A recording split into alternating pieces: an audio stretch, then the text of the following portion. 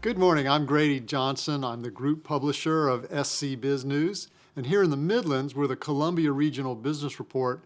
Down in Charleston, we're the Charleston Regional Business Journal. And in the upstate, we are GSA Business Report. And I'm here for another episode of Coffee with John Price. Good morning, John. Good morning, Grady. How are you today? Fine, thank you. And John's a member of the Tax and Advisory Services at Scott and Company. So just to jump right in on this, John, tell us a little bit about yourself. Where'd you grow up? Well, I am a native South Carolinian. I grew up in a little town called Parksville, Where in the which world is is in that? McCormick County over there. Oh. And when people say, well, where's Parksville? I say it's between Plum Branch and Modoc. I do know Modoc. Then when I get that glazed over look, I say it's near Augusta. And well, of course, most people know where Augusta is because of the Masters. Yeah. So I say I'm not too far away from Augusta. And so then that's where I grew up. And then from there, I went to Clemson and got my accounting degree and my master's degree from there. And then from then went into the working world. That's wild. And how long have you been here in Columbia? 19 years. Started with Scott and Company in 2002, so I'm getting ready to finish up my 19th year with the firm. So can you, after 19 years in Columbia, can you claim local status? Down in Charleston, if you've been there 20 years, you're still not a local. No, right? I'm still just a native South Carolinian. Yeah. I mean, I moved north for about 8 years, all the way to Asheville. I mean, that was north for me to move it right across the border. So that was my moving north, and I miss that area, but I don't miss the occasional snow that they end up with. No fun, because we don't know anything about driving in that, so I just stay away from it. Right. Well, of course, we can't have any conversations nowadays without talking about the pandemic and whatever. So talk a little bit about how the company's doing during the pandemic. I mean, what's going on? it was a shock when it first hit because, we had a couple of clients that just said, we don't know what we're going to do now. And so that was like, whoa. But fortunately, to the best of our knowledge, we haven't had any, client losses because of the pandemic. And we've been extremely busy. We've been fortunate. I've had a number of clients tell me that it's one of the best years they've ever had. So whether that's good or bad, it's good for them, but I don't know. Some of the, one of the reasons is like, for instance, I have a client that's in the sports equipment business, and some of the things that he would routinely sell, occasionally, because of the gyms being closed and different things like that, he's just over the top sold different pieces of equipment that he wouldn't have otherwise. Yeah. So there's, different things there, but, obviously there's still sectors that are just hurting from it. And, hopefully in the next several months we can sort of get back to normal. I don't know when that's going to be, but I know that we sure hope so. Are you guys mostly working remotely? Yeah. I kid, since I'm in tax, I can do this. I say, we can't find an auditor with a search warrant because they've been working from home now since basically the pandemic started, and they're enjoying it. Right. So that's all well and good. I'm a person who likes to work in the office, and that's what it's going to just be like. I guess I'm a little old school. Home is home and work is work, and I try to keep those two separate. Mm-hmm. And that's the best way I know how, is just to continue to come to the office. Did you guys have the IT stuff in place fortunately, to do all that? we had already moved all of our stuff to the cloud but long before this happened, so it made for a pretty smooth transition that, our folks could just continue to work. A lot of them have worked in the field, at the clients before this, and now it's just continuing to do that if the clients are open or they just work from home. Mm-hmm. And it seems to be working just fine because, work's getting out the door, and our clients seem to be happy. So that, I kid with them. I'm like, yeah, do you still work here? I don't ever see you, but, that's just their choice. And as long as it works, I'm fine with it. Mm-hmm. Mm-hmm.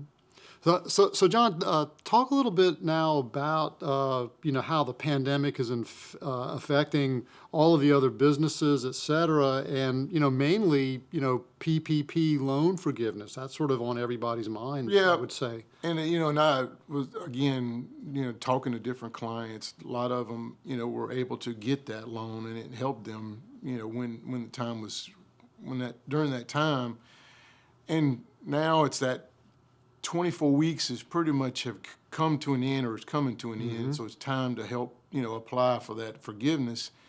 And certain banks have already kind of opened that window, and others have not.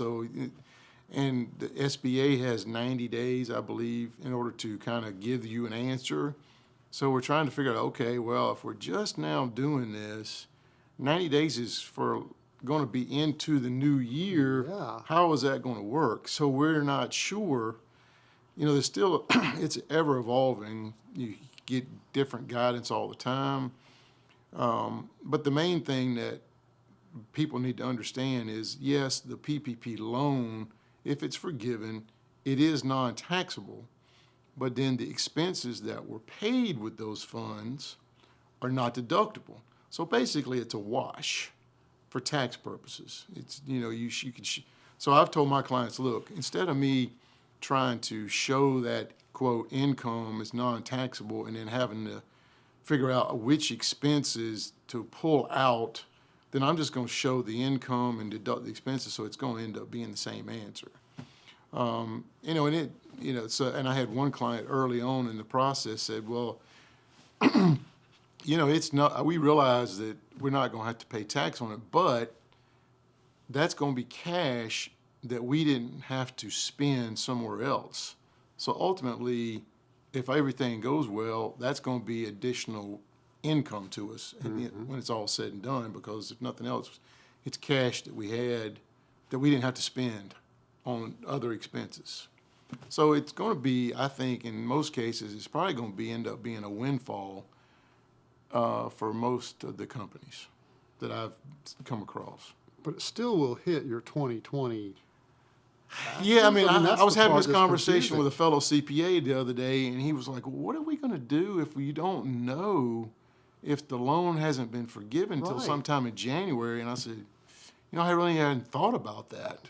So, I mean, I'm of the opinion that we're kind of going to look back and say, yeah, because the service is going to say, well, you used those proceeds to pay these expenses in 2020. In 2020. So just kind of, let's just let that kind of all settle in 2020. I don't think it's going to fall into 2021, but, who knows? And then there's also talk of and I say talk because that's really all it is right now, of additional PPP, funding. And so whether or not that happens, and is that going to end up crossing tax years? That, who knows about that? And I think there's a lot of that PPP loans are on these banks' balance sheets, and so how much more lending can they do? You don't know. Well, it's really not coming from the bank, so it's coming from the SBA. So they're just using the banks as a conduit. Yeah, Really. So yeah.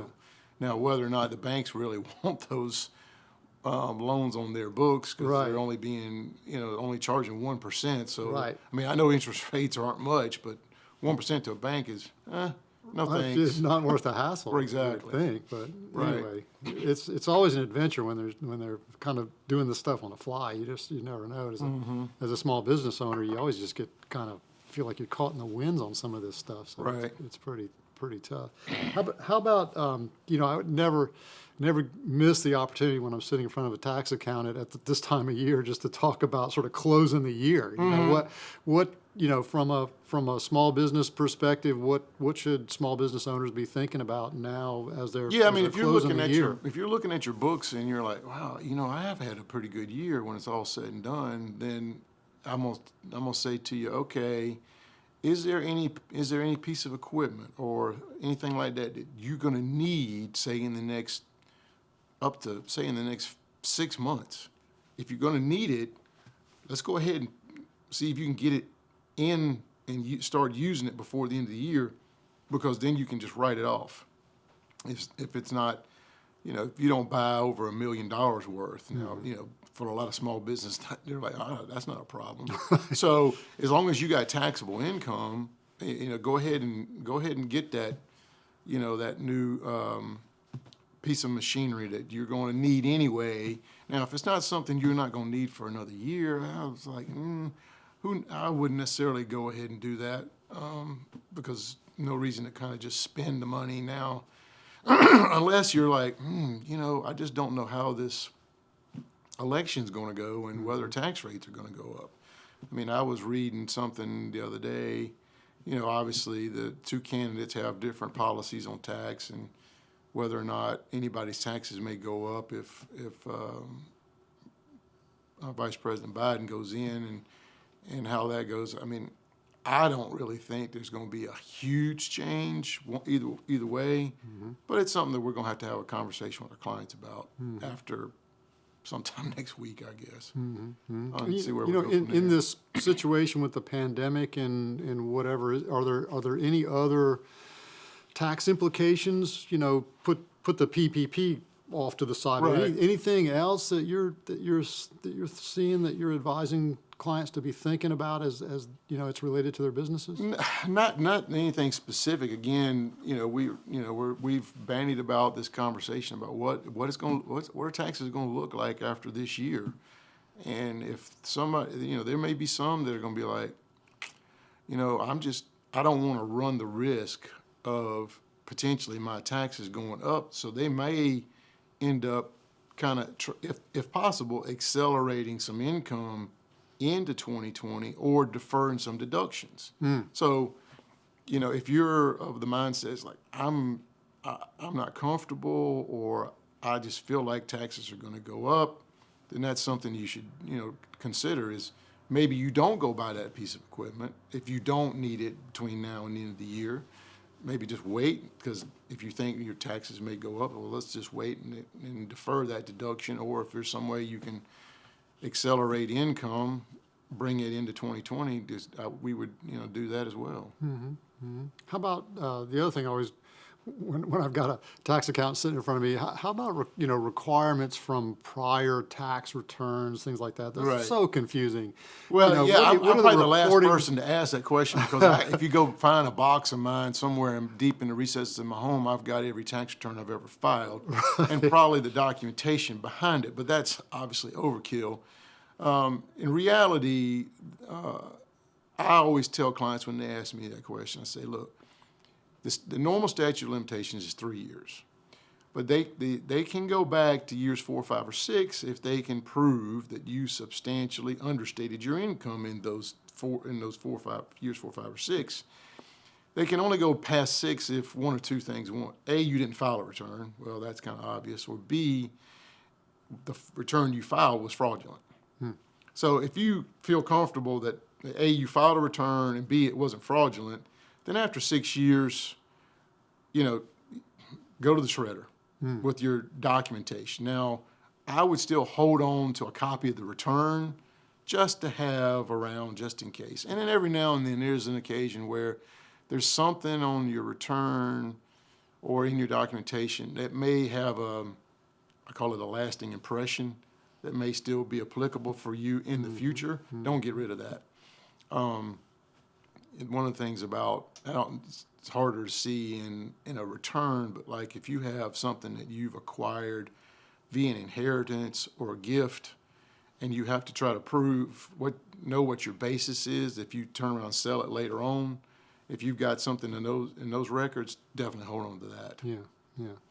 How about switching gears a little bit? How about Scott and Company? How big is the firm now? There's about 20 of us. We just have our one location here in Columbia, and like I said, we're a smaller firm, but we differentiate ourselves from the standpoint of I only do tax, and our assurance people do only audit and assurance. They don't do tax, and I don't do theirs.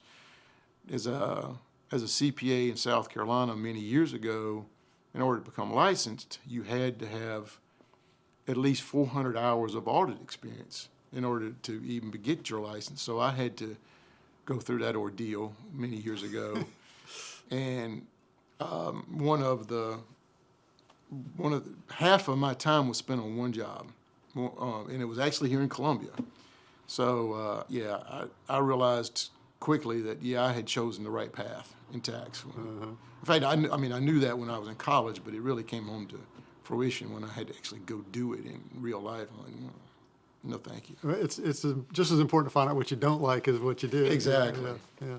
How about for the firm growth areas? You seeing anything where you think that might be an interesting opportunity for the firm? We have a little bit of concentrations on the audit side in government, nonprofit, healthcare. On the tax side, there's not anything specific that we have that we do a great deal of. I'm world's worst. The generalist is not the right thing to do these days, but I'm still I call myself that. Although, there's areas I'm not going to touch. I'll take it all on and I'll try to do it. I won't do it because I've always admitted to my client, if I don't know it, I'm going to tell you. Right. I'm not going to snowball you and say, oh yeah, I can figure that out. No, there's people that are smarter than me, and I'll leave it at that. So I got to ask about high school football. So talk a little bit about that. Well, yeah. So you're a ref? I'm an official. Yeah, I'm an official. Well, you have to say an official, but everybody else says it. Yeah, everybody says ref, but So talk a little bit about that. Well, that's really many cool. years ago, in fact, I guess it was 2002. It was right after I started with Scott and Company. A friend of mine decided to pick up the phone when they called me, and she said, John, he says, I have a brother-in-law that's in officiating, and he mentioned at a family gathering sometime if they ever knew anybody who they thought might like to do it, to get them in touch with him. And she said, I think you would be good at it. And I'm like, why? She said, because it's all about rules. And that's what you do. You're all about rules. Right. And I said, okay, well, I'll check into it. And so I went to a couple meetings and then got a rule book and started reading this rule book. And I'm like, I've never heard of this. I didn't know this. I've been around football, growing up around here all my life. Yeah. So I thought I knew what was going on. But no, I found out things that I was like, really? So I got into it and just fell in love with it. And so I've been doing it now. This is my 19th season. I've been fortunate enough to work the North-South game and the Shrine Bowl, which if you're fortunate enough to get chosen to do that, you get to do once in your career. Wow. And I've worked 4 state finals, state championship games. That's amazing. So it's, and it's something you just have to really love to do because people are like, well, do you get paid? I'm like, yeah, I get paid, but I promise you I'm not doing it for the money. Because if you are, then your heart's not in the right place. Yeah. It's all about working with these kids and the coaches, although I sometimes wish the coaches would get into the rule book more so than they do, but that's neither here nor there. Well, you and I aren't getting any younger, so how do you keep up with the kids? You must have a training No, I don't. And because I am the ref. When I work, and I am the referee, so I got the white hat on, and so everything is kind of in front of me. So I'm you're just staying out of the way. So I had a play last Friday night where there was a fumble, and this 300-plus pound defensive lineman picked it up, and he's running right at me, and I'm like, oh, he's not, somebody's going to tackle him. No, they didn't. So we probably ran, I'm going to guess it was at least 75 yards. And even though I'm not nearly as big as him, he passed me, and so did a lot of other players, but I got down there as quick as I could to give the touchdown signal. But then we probably didn't see that kid for at least another series because he was gassed. Well, I bet you were too. Yeah, I was, but that I didn't have to. I wasn't toting a football and running with all that equipment on like he was. Right. Well, John, thank you so much for coming in. It's been fascinating talking with you. Yeah, no problem. Thank you very much. And this was John Price with Scott and Company, and this was another episode of Coffee With. Join us again next time.